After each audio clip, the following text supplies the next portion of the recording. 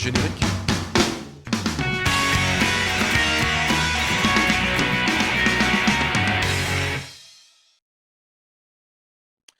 Bienvenue sur Info 83, merci d'être avec nous et encore une fois au nom de toute l'équipe d'Info 83, je me permets de vous souhaiter une bonne et heureuse année 2020. Et notamment à la personne qui est à nos côtés, il s'agit de Patrice Bessonne. Alors vous le savez, sur Info 83, nous traitons des municipales qui vont se dérouler le 15 et le 22 mars prochain, donc durant 2 mois, très exactement. Et nous recevons bien évidemment, dans le cadre de ces municipales uniquement consacrées à la Seine-sur-Mer, eh bien les candidats déclarés, parmi eux Patrice Bessonne. Bonjour Patrice Bessonne. Bonjour, meilleurs vœux à vous. Merci beaucoup, je prends tout ce qui est de bonne énergie, la santé bien sûr. Oui. Que peut-on vous souhaiter pour 2020 ?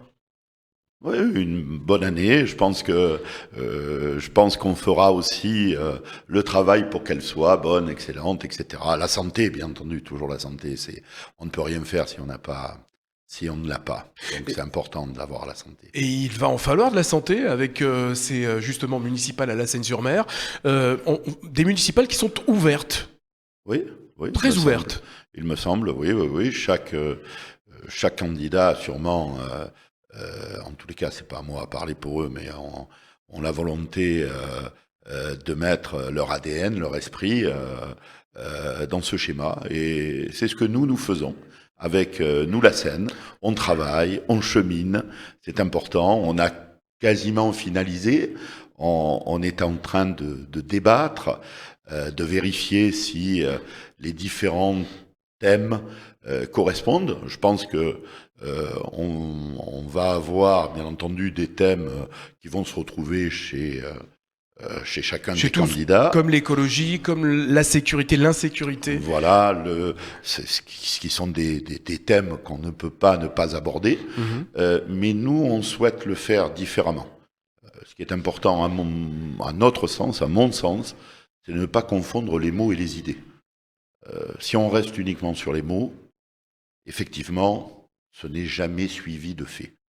Et donc, il faut amener les idées les plus disruptives possibles, les plus bénéfiques pour les Sannois. Et là-dessus, on a quelques idées intéressantes. Et vous pouvez d'ores et déjà en parler de ces idées. Bien entendu. Oui, alors justement, quelles sont, alors hormis l'écologie, ou alors peut-être que ça se rejoint, l'idée directrice, une des idées que vous souhaitez mettre en avant? La première, c'est pas l'idée d'écologie, c'est qu'il me semble que si on parle d'écologie, il faut essayer de l'appliquer à soi-même. C'est la base, me semble-t-il. Et là, vous visez quelqu'un, non, pas du tout, ou non, je vais juste dire, par contre, ce que nous allons faire là-dessus. Il serait absurde de parler d'écologie sans que nous, on s'impose le calcul de notre impact carbone. Dans les municipales, je ne comprends pas pourquoi aucun, tout au moins, ne veut pour l'instant ou a eu l'idée de faire ce calcul-là.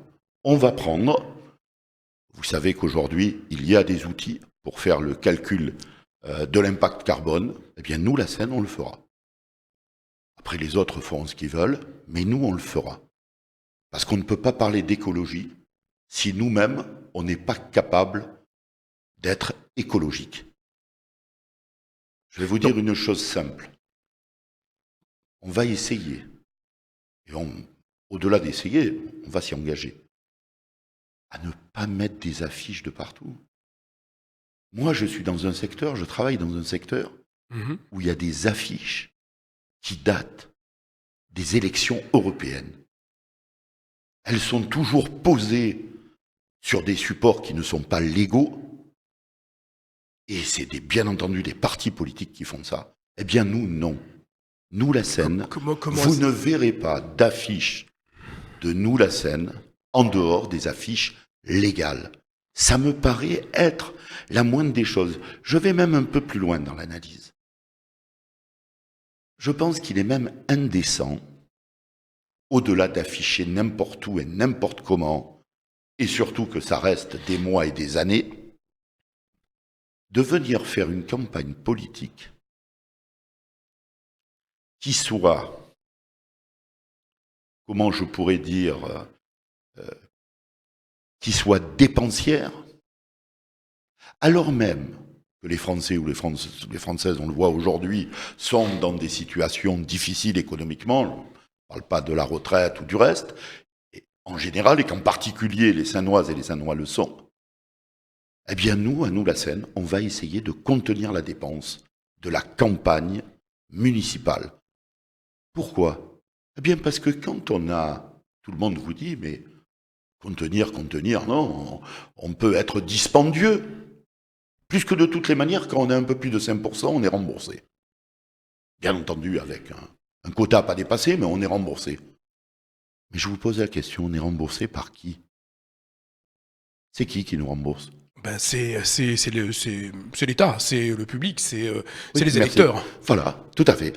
Et moi, je pense que ça, quand même, c'est pas trop correct de faire subir à une ville qui est déjà en difficulté économique, à un pays qui l'est également, de faire subir une campagne politique qui soit une campagne basée uniquement sur le fait de pouvoir rajouter du rajout aux affiches, à la communication écrite, etc. Mais vous savez, Patrice Bessonne, une campagne des municipales, une campagne électorale, ça passe par la communication. Comment est-ce que vous allez communiquer si effectivement vous laissez le pas, ou en tout cas la domination communicative aux autres candidats? Je pense que les réseaux sociaux D'accord. sont quand même assez élargis aujourd'hui. On n'est plus il y a 10 ans en arrière ou 15 ans en arrière. Je pense que tout le monde maintenant, même les personnes comme moi, un peu vieilles, vont sur les réseaux sociaux. Et je pense que ça, c'est beaucoup plus économique que d'afficher dans tous les quartiers. Par contre, nous ne laisserons pas, bien entendu, la communication aux autres. Nous ferons nous-mêmes des affiches, mais je vous l'ai dit, on ne sera pas dispendieux. On fera en sorte qu'elle soit raisonnée, cette campagne. Et je pense que ce qui est important, c'est cela. Si on veut marquer le territoire écologique, si on veut marquer le territoire des dépenses, il faut savoir se mettre en marche dans ce schéma.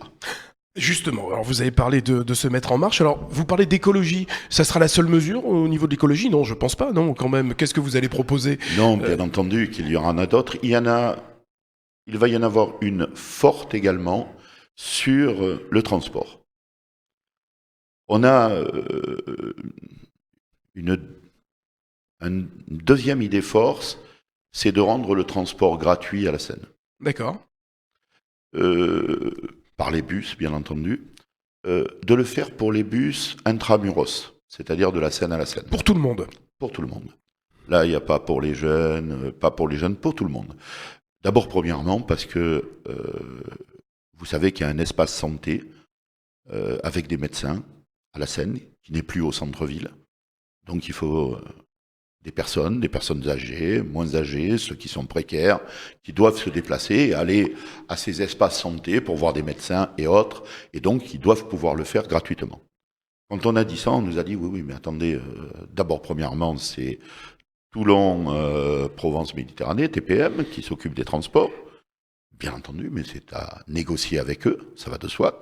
Surtout, comme je le dis, pour les transports intramuros. Deuxièmement, on nous a dit, oui, mais ça a un coût, comme tout. Oui, ça a un coût. Qui sera supporté donc par la commune? Pas exactement. On va créer une application. Vous savez, le Nouveau Monde. Oui. Voilà, on va créer une application. Et quand on crée une application et qu'elle se trouve en haut sur les plateformes de positionnement, eh bien, on met des bandeaux. Elles sont rémunératrices et donc ça permet de financer. Et je pense qu'au-delà de financer ça, on pourra garder... Je pense qu'il y aura même un peu plus d'argent pour essayer de revoir la voirie à la Seine et de remettre du goudron là où il y en a besoin. Et d'autres idées, justement, qui parsèment ce projet de la candidature Nous la Seine. Vous parlez notamment de l'histoire de la Seine, des chantiers navals. Vous dites la Seine, c'est le chantier naval. Donc ça aussi, vous y tenez. Vous parlez notamment d'un musée. C'est son ADN. C'est l'ADN de la Seine. Le chantier naval a été à son époque... un chantier important, avec des technologies novatrices. Ils ont fait des paquebots énormes, ils ont fait des plateformes pétrolières, et je crois qu'on leur doit hommage à ces personnes et aux salariés qui ont travaillé dans ce chantier. Souvent, je m'étonne qu'aucun politique n'en parle. On dirait que c'est un gros mot, que c'est une tâche. Ça fait partie du passé. Alors gommer. que non. Il me semble, si je ne dis pas de bêtises, que souvent, comment je pourrais dire, en regardant derrière, il me semble que c'est pas une contre-indication médicale. Comment ça va se...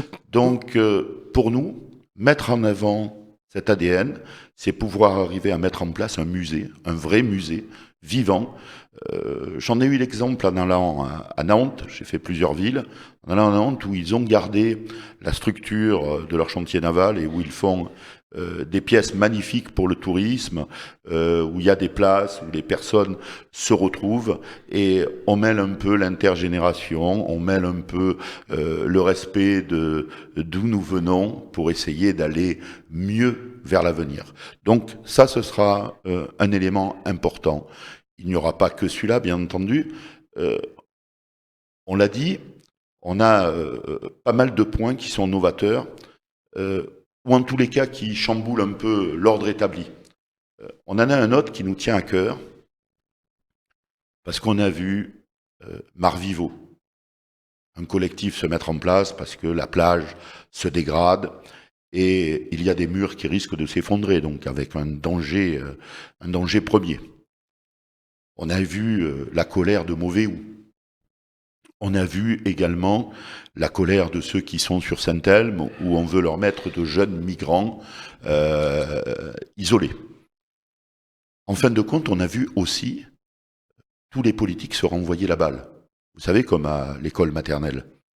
C'est pas moi, c'est lui. Eh bien, nous, on va changer ce schéma-là. En fin de compte, on va faire une assemblée citoyenne. Cette assemblée citoyenne, elle se réunira une fois par mois, avec la gouvernance de la mairie et le maire. Elle sera composée de qui? Eh bien, de CIL qui veulent bien y être, d'assemblées de quartier, mais également de personnalités de quartier. Et dans cette assemblée citoyenne, on mettra en place eh bien, ce qu'on est en train de faire à la ville. Si on arrive à faire le programme, si on n'y arrive pas, pourquoi on n'y arrive pas? S'il faut contourner les choses parce qu'on n'arrive pas à trouver le budget, on l'expliquera. Et une fois par mois, on remettra sur la table les différents dossiers pour qu'il y ait sans cesse une communication sur le travail effectué. Ce que j'ai en horreur, c'est le fait que les politiques appuient sur l'accélérateur 2 mois avant les élections, quelles qu'elles soient, voire les élections municipales. Eh bien, ce ne sera pas notre ADN. Nous, on le fera chaque mois et ça permettra, à la fin de chaque année, de faire l'évaluation de notre politique et de notre gouvernance. Donc un peu plus de démocratie participative, de gestion participative des citoyens de la Seine-sur-Bas. Quand est-ce que vous allez présenter votre programme définitivement, Patrice Bessonne, nous la Seine ? On le présentera définitivement fin février. Fin février, on espère que d'ici là, on aura également la décision du maire sortant, Marc Villemot. Un petit mot là-dessus rapidement, puisque nous sommes arrivés à la fin de l'interview. Vous pensez que Marc Villemot va se présenter ? Peu m'importe. Peu vous importe. Peu m'importe. Il fera ce qu'il doit faire en âme et conscience. Vous savez, moi, peu m'importe ce que font les autres. Ce qui m'importe, c'est ce que nous faisons, nous, pour améliorer la ville.